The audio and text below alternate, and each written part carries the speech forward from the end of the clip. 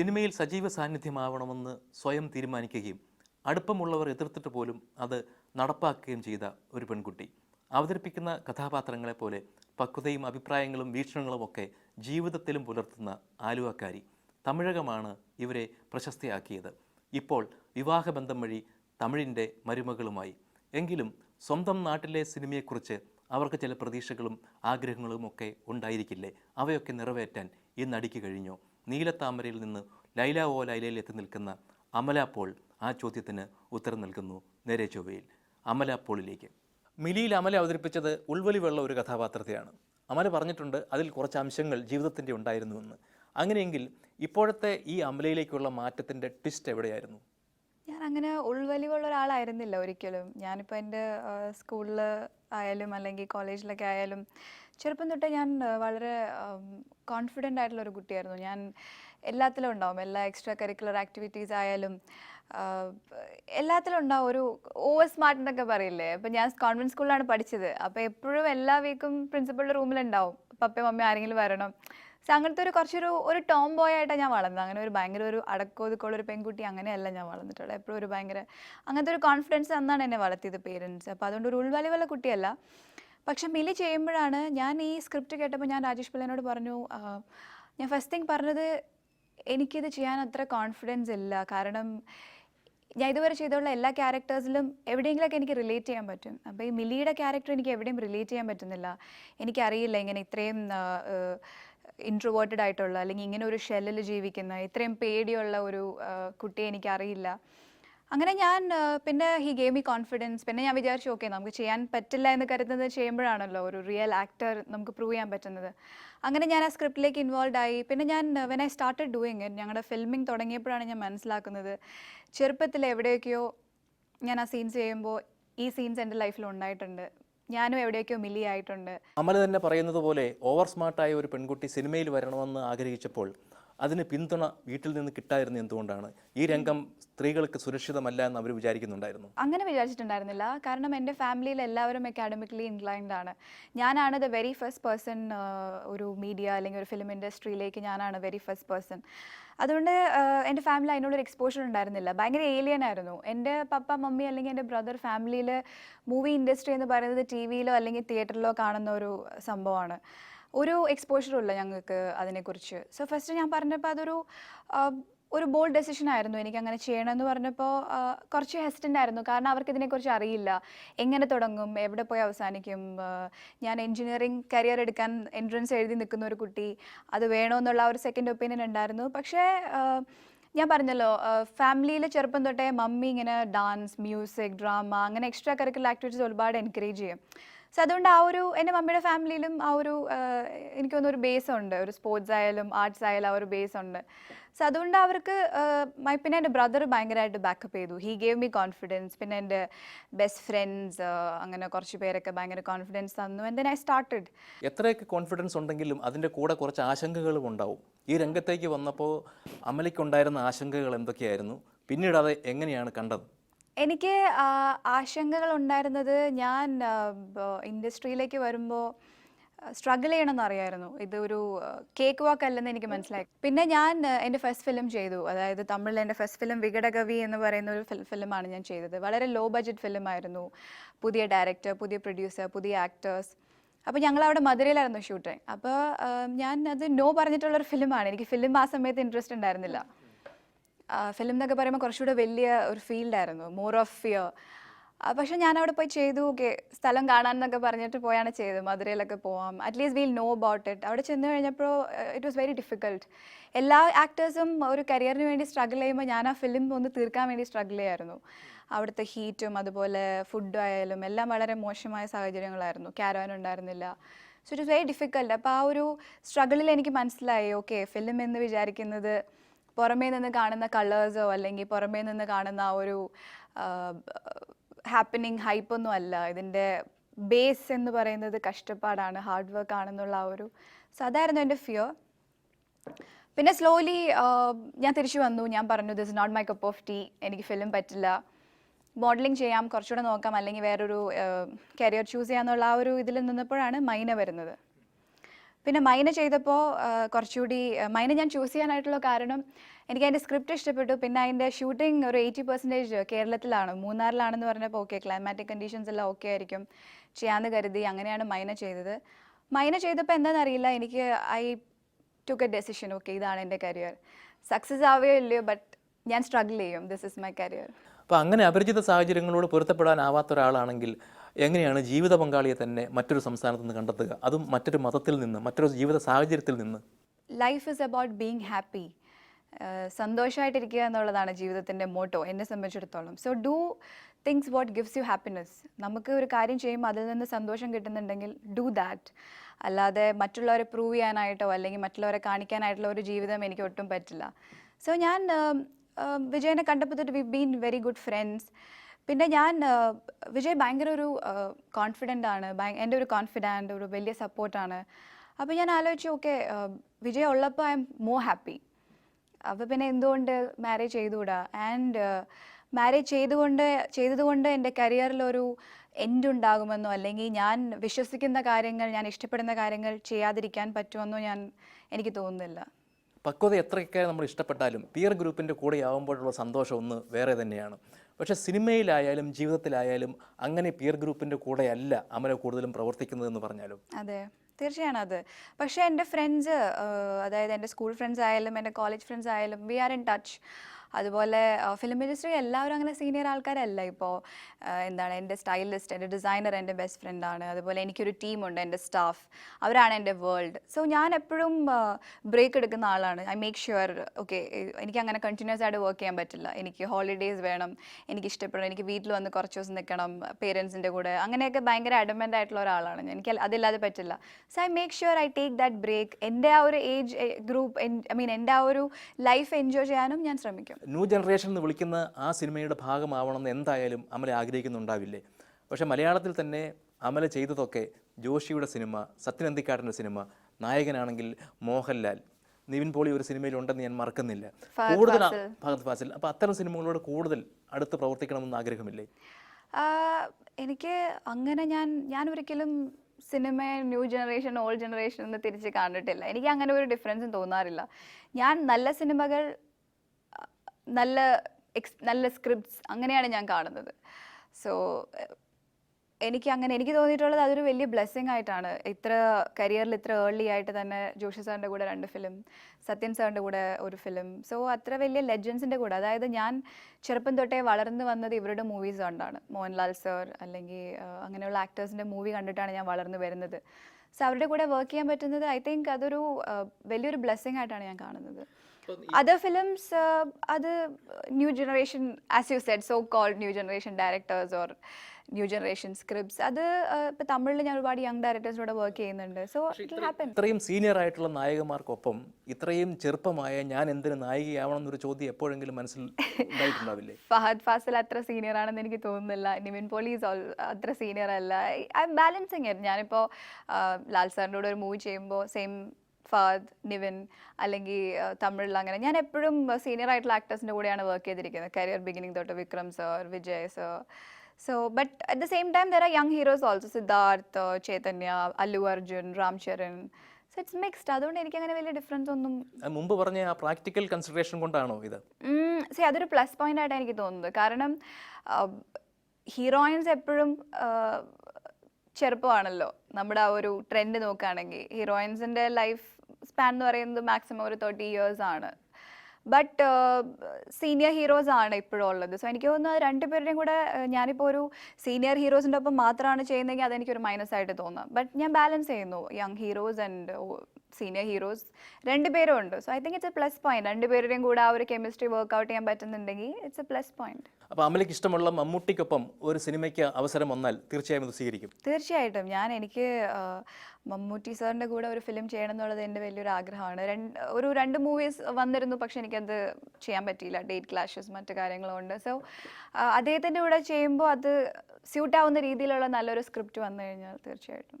ഇത്രയും കാലത്തെ സിനിമയിലെ അനുഭവം കൊണ്ട് അമലയ്ക്ക് മനസ്സിലായത് എന്താണ്? സിനിമയിൽ ബീയിങ് സ്ട്രെയിറ്റ് ഫോർവേഡ് ആവുന്നതാണോ നല്ലത്, അതോ ഡിപ്ലോമാറ്റിക് ആവുന്നതാണോ? Be yourself. That's what I feel. Be yourself. Straight forward അല്ലെങ്കിൽ diplomatic whatever be yourself. And എനിക്കെപ്പോഴും സ്ട്രേറ്റ് ഫോർവേഡിലുള്ള ആൾക്കാരെയാണ് ഇഷ്ടം. നമുക്ക് തോന്നും അവർ എന്താണ് സ്ട്രേറ്റ് ഫോർവേഡിലുള്ള ആൾക്കാർക്ക് എപ്പോഴും ഒരുപാട് ചീത്തപ്പേരുകൾ ഉണ്ടാവും. അവർ അധികം ആൾക്കാർ ഇഷ്ടപ്പെടാത്ത ഒരു ക്യാരക്ടർ ആയിരിക്കാം, പക്ഷേ ഐ എം ഷുവർ അവർ ഹാപ്പിയസ്റ്റ് ആയിരിക്കും. ഈ ഡിപ്ലോമാറ്റിക് ആയിട്ടുള്ള ആൾക്കാർ എനിക്ക് എന്താ തോന്നിയിട്ടുള്ളതെന്ന് വെച്ച് കഴിഞ്ഞാൽ അവർ എൻഡ് ഓഫ് ദി ഡേ അവർക്കൊരു ഹാപ്പിനെസ് ഉണ്ടാവില്ല. അവർ ശരിക്കും ഷൂട്ടിംഗ് കഴിഞ്ഞ് അല്ലെങ്കിൽ രാത്രി ഒരു മീ ടൈം ഉണ്ടാവില്ലേ രാത്രി കിടന്നുറങ്ങുമ്പോൾ, അപ്പോഴാണ് അവരുടെ they are being their self. അപ്പോൾ അതൊരു ഒട്ടും ഹാപ്പിനെസ് തരുന്ന ഒരു കാര്യമായിട്ട് എനിക്ക് തോന്നിയിട്ടില്ല. So I am always trying to, ഈ ഫിലിം ഇൻഡസ്ട്രിയിൽ നമുക്ക് ഒരിക്കലും being your self is a very difficult thing. നമുക്കത് എപ്പോഴും ആൾക്കാരിങ്ങനെ നമ്മളെ ചേഞ്ച് ചെയ്യാനായിട്ട് ഇങ്ങനെ ട്രൈ ചെയ്തുകൊണ്ടിരിക്കും. പല പല സിറ്റുവേഷൻസ് ഒരു ദിവസം തന്നെ നമുക്ക് പലതരത്തിലുള്ള എക്സ്പീരിയൻസ് ഉണ്ടാവും, പലതരത്തിലുള്ള ആളുകളെ നമ്മൾ മീറ്റ് ചെയ്യും. സോ അപ്പോൾ ഈ being your self is not an easy thing. പക്ഷേ ഐ ആം ബീയിങ് മൈസെൽഫ് എന്ന് പറഞ്ഞു കഴിഞ്ഞാൽ മനസ്സിലാവുന്ന ഒരു രംഗമാണോ സിനിമ, പ്രത്യേകിച്ച് ഒരു സ്ത്രീയിൽ നിന്ന് അതുണ്ടാവുമ്പോൾ? എന്തുകൊണ്ട് പറ്റില്ല? തീർച്ചയായിട്ടും പറ്റും. എനിക്കത് തോന്നിയിട്ടില്ല. ഞാൻ സ്ട്രോങ് ആയിട്ട് ഞാൻ പറയും, ഞാനിപ്പോൾ എൻ്റെ ഇങ്ങനെ സ്ട്രഗിൾ ചെയ്യുന്ന ആക്ടേഴ്സിനെയൊക്കെ ഫ്രണ്ട്സൊക്കെ കാണുമ്പോൾ അവരെന്നോട് വന്ന് ചോദിക്കും എങ്ങനെ ഈ ഒരു ലെവലിൽ എത്താൻ പറ്റി, കാരണം ഞങ്ങൾക്കൊന്നും ഒട്ടും പറ്റുന്നില്ല, ഒരുപാട് പേര് മിസ്യൂസ് ചെയ്യാൻ ട്രൈ ചെയ്യുന്നു, കാസ്റ്റിംഗ് കൗച്ച് ഇതിനെല്ലാം താണ്ടി എങ്ങനെ എത്താൻ പറ്റി. പക്ഷെ ഞാൻ എപ്പോഴും കോൺഫിഡൻ്റ് ആയിട്ട് തല ഉയർത്തിപ്പിടിച്ച് തന്നെ പറയുന്ന കാര്യമാണ്, ഞാൻ അറിയുന്ന ഫിലിം ഇൻഡസ്ട്രി അങ്ങനെ ഒരു കാസ്റ്റിംഗ് കൗച്ചുള്ള ഒരു ഫിലിം ഇൻഡസ്ട്രി അല്ല. നമുക്ക് ടാലൻ്റ് ഉണ്ട്. And if we are ready to hard work, then നിങ്ങൾക്ക് ഡെഫിനറ്റ് ആയിട്ടും പോസിറ്റീവായിട്ട് ഇരിക്കുകയാണെങ്കിൽ നിങ്ങൾക്ക് ഡെഫിനറ്റ് ആയിട്ടും നിങ്ങൾ വിചാരിക്കുന്ന ആ ഒരു സ്ഥലത്ത് നിങ്ങൾക്ക് എത്താൻ പറ്റും വിത്തൗട്ട് ബീയിങ് മിസ്യൂസ്ഡ്. അത് കാരണം ഞാൻ അങ്ങനെ വന്ന ഒരാളാണ്. സോ അതുകൊണ്ട് ഞാൻ അതിൽ വിശ്വസിക്കുന്നു. സോ ഞാൻ ബീയിങ് മൈസെൽഫ് എന്നുള്ളത് ഞാൻ വിശ്വസിക്കുന്ന ഒരു കാര്യമാണ്. അമല നിശ്ചയിക്കുന്ന ടേംസിൽ തന്നെ സിനിമയിൽ നിൽക്കാൻ കഴിഞ്ഞു എന്നാണ് പറയുന്നത്. മറ്റു പലർക്കും അത് കഴിയുന്നില്ല എന്നും. എന്തുകൊണ്ടാണ് അമലയ്ക്ക് കഴിഞ്ഞതും മറ്റുള്ളവർക്ക് കഴിയാത്തതും? അത് എനിക്കറിയില്ല. ഞാൻ പറയുന്നത് ഞാൻ എപ്പോഴും ഫിലിം എൻ്റെ ടേംസിൽ വർക്ക് ചെയ്യുന്നതെന്നല്ല ഞാൻ പറയുന്നത്. ചില സമയത്ത് നമുക്ക് അഡാപ്റ്റ് ചെയ്യേണ്ടി വരും, ചില സമയത്ത് നമുക്ക് അഡ്ജസ്റ്റ് ചെയ്യേണ്ടി വരും, ചില സമയത്ത് നല്ല സ്ക്രിപ്റ്റ്സ് വരുമ്പോൾ മറ്റ് ചില സാഹചര്യങ്ങളൊന്നും നന്നാവണമെന്നില്ല. കമേഴ്ഷ്യൽ ഫിലിംസ് വരുമ്പോൾ നമുക്ക് ഇഷ്ടപ്പെടുന്ന ഒരു ക്യാരക്ടറോ അല്ലെങ്കിൽ സാറ്റിസ്ഫൈ ചെയ്യുന്ന ഒരു സ്ക്രിപ്റ്റ് ആകണമെന്നില്ല. സോ ഇറ്റ് ഡിപ്പെൻഡ്സ്, നമ്മളതെങ്ങനെ ബാലൻസ് ചെയ്യുന്നുള്ളൂ, അത്രേ ഉള്ളൂ. അല്ലാതെ അത് ഒരുപാട് കോംപ്ലിക്കേറ്റ് ചെയ്യേണ്ട ആവശ്യമില്ല. പിന്നെ എനിക്ക് എപ്പോഴും തോന്നിയിട്ടുള്ളത് ഒരു പ്രൊഫഷണൽ ആയിട്ടുള്ള ഒരു ആക്ടറിനെ എപ്പോഴും എല്ലാവരും റെസ്പെക്റ്റ് ചെയ്യും. എൻഡ് ഓഫ് ദി ഡേ അവരുടെ ഫിലിം ഇൻഡസ്ട്രിയെ സംബന്ധിച്ചിടത്തോളം നിങ്ങളുടെ പേഴ്സണൽ ക്യാരക്ടർ ആരും ബോദർ ചെയ്യുന്നില്ല. നിങ്ങളുടെ ഫാമിലി ലൈഫ് ആർക്കും അറിയേണ്ട ആവശ്യമില്ല, നിങ്ങൾ പേഴ്സണലി എന്താണെന്നുള്ളത് ആർക്കും അറിയേണ്ട ആവശ്യമില്ല, നിങ്ങൾ എന്ത് കഴിക്കുന്നു അതൊന്നും ആർക്കും അറിയേണ്ട ആവശ്യമില്ല, നിങ്ങൾ എത്രത്തോളം പ്രൊഫഷണൽ ആണ്, what A good actor you are, അത് മാത്രമേ ഫിലിം ഇൻഡസ്ട്രി സംബന്ധിച്ചിടത്തോളം. ഒരു സെലിബ്രിറ്റി ആയിക്കഴിഞ്ഞാൽ അവരുടെ ജീവിതത്തിലെ എല്ലാ കാര്യത്തിലേക്കും ഒളിഞ്ഞു നോക്കാനുള്ള അവകാശം തന്നെ ഞങ്ങൾക്കുണ്ട് എന്ന് വിശ്വസിക്കുന്ന ഒരു പറ്റം പ്രേക്ഷകരുണ്ട്.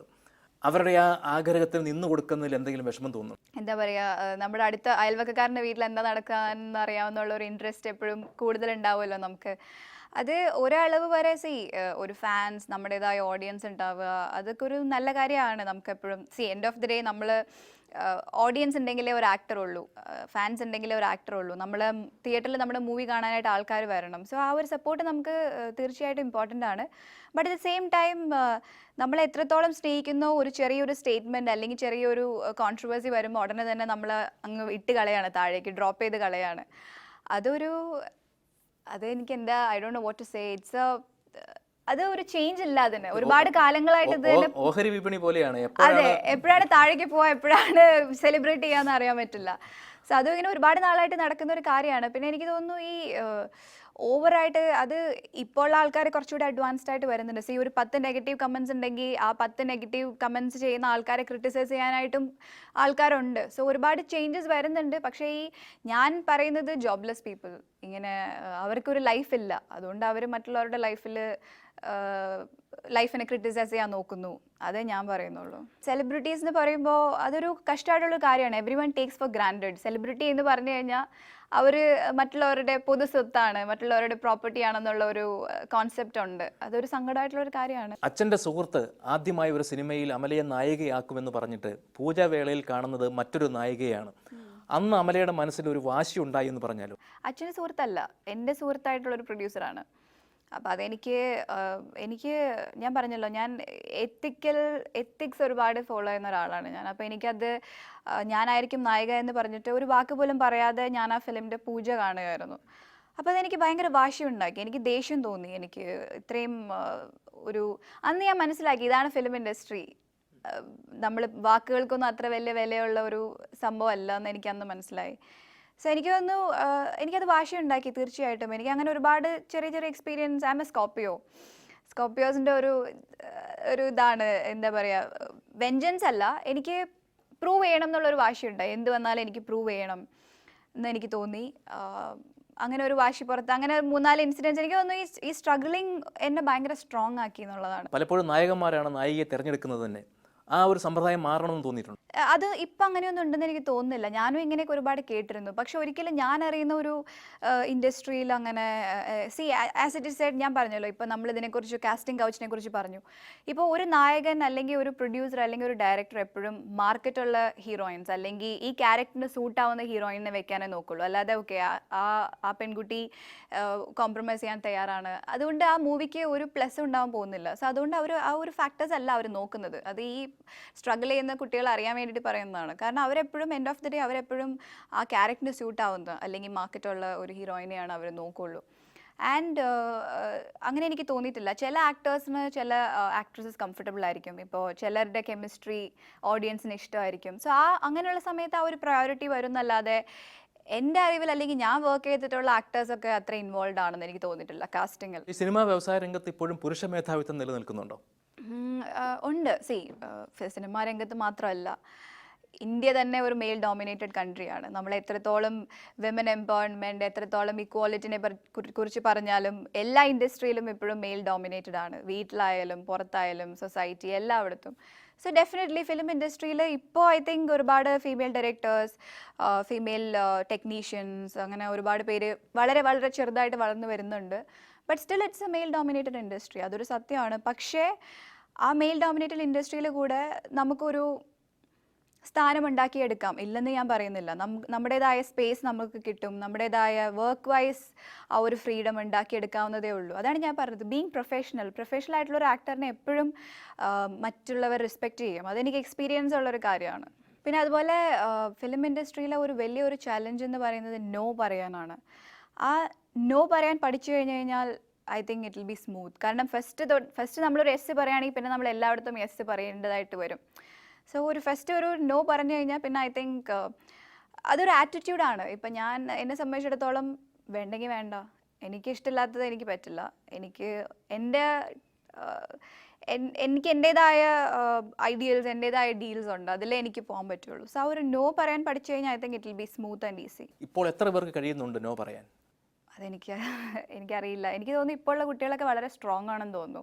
കാരണം ഞാൻ കാണുന്ന കുട്ടികളൊക്കെ ഞാനിപ്പോൾ 2 വർഷം മുമ്പ് കണ്ടിട്ട് ഇപ്പോൾ കാണുമ്പോൾ അവർ പറയുന്നത് അത് ശരിയായില്ല അമല, എനിക്ക് കംഫർട്ടബിൾ ആയിരുന്നില്ല, അതുകൊണ്ട് ഞാനത് വിട്ടു, ഞാനിപ്പോൾ ഇതേ വേറെ കരിയർ നോക്കുകയാണ്. അത് വരാണെങ്കിൽ വരട്ടെ, അത്രേ ഉള്ളൂ. വളരെ സ്ട്രോങ് ആയിട്ടുള്ള ആറ്റിറ്റ്യൂഡുള്ള കുട്ടികളാണ്. അങ്ങനെ അത്ര വീക്ക് മൈൻഡഡ് ആയിട്ടുള്ള കുട്ടികളല്ല ഇപ്പോൾ ഉള്ളത്.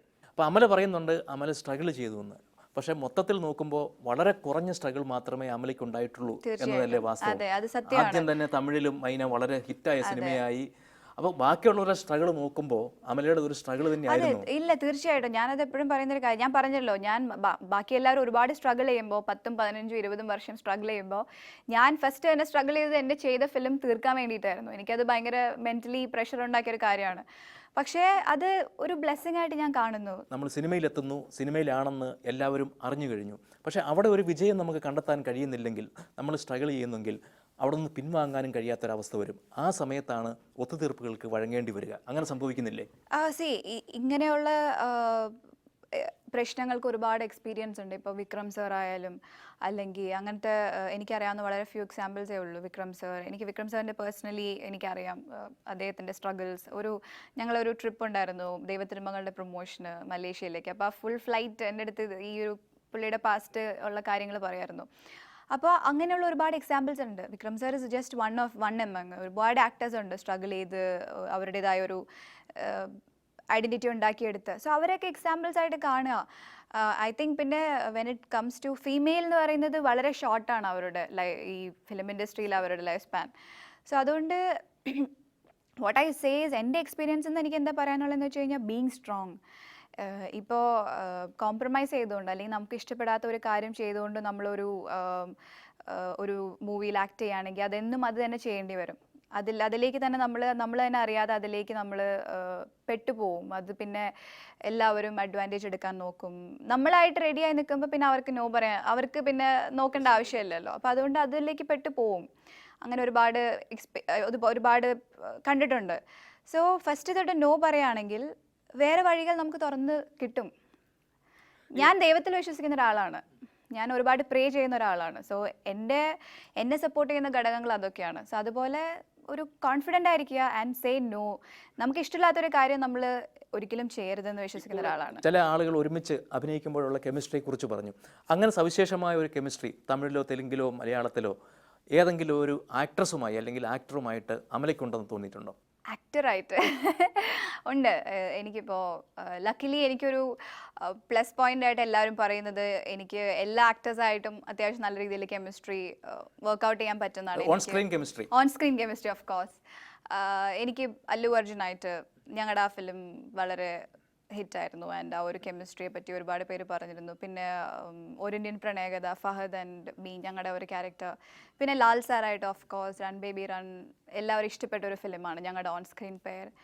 പുതിയ ലൈല ഓ ലൈലയിലും ആ കെമിസ്ട്രി വർക്കൗട്ട് ചെയ്തിട്ടുണ്ടോ? തീർച്ചയായിട്ടും. ലൈല ഓ ലൈലയിൽ ഡെഫിനറ്റ്ലി ഒരു റൺ ബേബി റണ്ണിന് ശേഷം എല്ലാവരെയും സാറ്റിസ്ഫൈ ചെയ്യാൻ പറ്റുന്ന ഒരു സ്ക്രിപ്റ്റാണ്. ആൻഡ് ഒരു റോം കോം എന്ന് പറയാം. ആ പോസ്റ്ററിൽ തന്നെ ഉണ്ടാവും the biggest risk of his life is his wife. ആ ഒരു ഹസ്ബൻഡ് ആൻഡ് വൈഫിൻ്റെ ഇടയിലുള്ള പ്രോബ്ലംസ് അത് വളരെ ക്യൂട്ടായിട്ട് it has come out very well. അതിൻ്റെ ഇടയിൽ ഒരു ആക്ഷൻ, പിന്നെ it's a complete family package എന്ന് പറയാം. ഒരു ഭർത്താവിൻ്റെ ജീവിതത്തിൽ എന്തെങ്കിലും ഏറ്റവും വലിയ റിസ്ക് ആകാൻ കഴിയുമോ ഒരു ഭാര്യയ്ക്ക്? ഞാൻ ഇപ്പോൾ ലൈഫ് തുടങ്ങിയിട്ടല്ലേ ഉള്ളൂ.